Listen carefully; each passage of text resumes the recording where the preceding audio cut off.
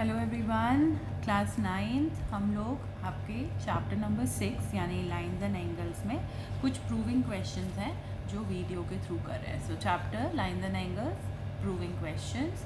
सबसे पहले लिया है मैंने एग्जाम्पल नंबर 2, जिसके अंदर गिवन इन्फॉर्मेशन ये थी कि there is one POQ straight line POQ और O पॉइंट से एक रे ड्रॉ करना है। सो दिस वाज गिवन कि एक रे ड्रॉ करेंगे OS। फिर उन्होंने बोला है कि दो बाइसेक्टर्स लेने हैं, इधर के एंगल का बाइसेक्टर, इस वाले एंगल का बाइसेक्टर, और एक और क्लॉज दिया है कि जो POS एंगल है उसका नाम रखना है X। You can read the question from your text book example number 2। So let me see कि अगर उन्होंने बोला है इस पूरे का नाम X रखना है, ओके, तो मुझे पहले पता चल रहा है कि बाइसेक्टर की एक रे बनाने की वजह से यहाँ पे दो एंगल्स हो गए, एक लेफ्ट एक राइट। अब करना क्या है कि इन दोनों के बाइसेक्टर्स बनाने हैं। उन्होंने क्वेश्चन में बोला है कि there is a bisector here और इसका नाम हमें रखना है OR। सिमिलरली इस एंगल का बाइसेक्टर बनाते हैं और उसका नाम रख देते हैं OT। अब हुआ ये कि अगर उन्होंने बोला था पूरा एंगल, जिसको मैं अभी ऑरेंज से मार्क कर रही हूँ, ये पूरा एंगल X है, that was given POS is X, और मैंने उसमें से अगर इनको बराबर देना है then I would call it x/2 and x/2, क्योंकि ये पूरा मिलाकर x था और हमने इनका हाफ ले लिया तो ये बने x/2 x/2। इधर के एंगल के लिए कुछ दिया नहीं था तो मैं लेट कर लेती हूँ कि मैंने दूसरी साइड के एंगल को यानी SOQ को y ले लिया। उन्होंने x दिया था, हमने y ले लिया। And now as you can guess, अगर ये पूरा एंगल y है तो ये जो दो इक्वल पार्ट्स हैं ये क्या कहलाएंगे, y/2 y/2, बाइसेक्टर की वजह से। अब जहाँ हमारा क्वेश्चन शुरू हुआ था उसमें सिर्फ इतना गिवन था, एक लाइन बनी हुई है, इसका नाम है x और मैंने बोला कि इसका नाम है y। तो क्या आप गेस कर सकते हैं कि x और y का क्या रिलेशन है? x + y = 180 degree linear fair. अब मुझे जो वहाँ पर सारे एंगल दिख रहे हैं वो डिवाइड बाय 2 दिख रहे हैं, तो मैं इस इक्वेशन को डिवाइड बाय 2 कर रही हूँ, डिवाइड बाय 2। आपको ये स्टेप लिखना ज़रूरी नहीं होता, आप सीधा डिवाइड कर सकते हैं, x/2 y/2 180/2। सो x/2 और y/2, आप यहाँ पर शेड करूँगी एंगल x/2 और y/2, ये दो एंगल हमने यूज़ किए तो पूरा एंगल क्या बन गया, पूरा एंगल बन गया ROT। सो ये एंगल बन गया ROT और सामने 180/2 की कटिंग कर कर आंसर आ गया 90।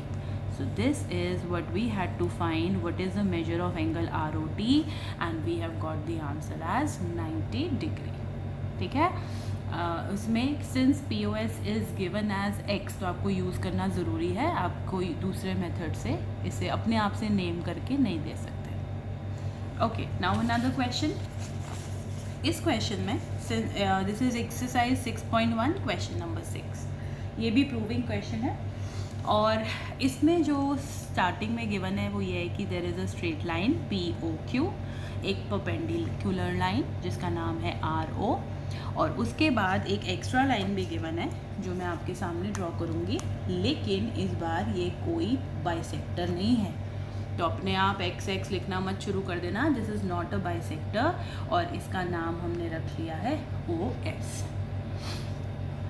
इस पर प्रूफ क्या करना है, ROS is half of QOS minus POS। सो मुझे इसके नाम ऐसे क्यूट लगते हैं, ROS = cos - pos, चलेगा? Just to refer to them in easy way I will call it ROS = half of cos - pos। बहुत सिंपल तरीका सिखा रही हूँ आपको, ध्यान दीजिएगा। इस ट्राइंगल इस साइड में से, मतलब ये एंगल 90 है तो इसका मतलब एडजेसेंट एंगल भी 90 होगा, क्योंकि मिलाकर तो उन्होंने 180 बनाना है, लेट मी मार्क इट, ये भी 90 होगा। Do you agree? क्योंकि दोनों ने 180 बनाना है तो ये साइड भी 90 है। इसमें मुझे दो एंगल दिखाई दे रहे हैं, एक का नाम है POS, एक का नाम है ROS। तो पता चलता है, मैं प्रूफ शुरू कर रही हूँ, अगर आप फिगर की लेफ़्ट साइड में देख रहे हैं तो आपको पता चलेगा POS और ROS दोनों को ऐड कर कर 90 डिग्री आता है। चेक अगेन, POS ये वाला, रॉस ये वाला, दोनों को मिलाकर 90 डिग्री। इसमें से रॉस निकाल कर रखते हैं। अब रॉस क्यों निकाल रहे हैं हम, क्योंकि हमारे क्वेश्चन में रॉस के बारे में बात की थी, तो हमने रॉस निकाल लिया 90 माइनस कॉस।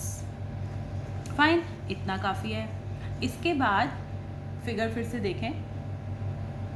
फिगर में दूसरी साइड में अगर रॉस की तरफ देखूं तो मुझे पता चलता है कि यहाँ पर एक एंगल है ऐसे, जिसका नाम है कॉस, QOS कॉस। और इस एंगल में यहाँ पर तो 90 है ये पार्ट, और ये पार्ट जो है इसका नाम है रॉस।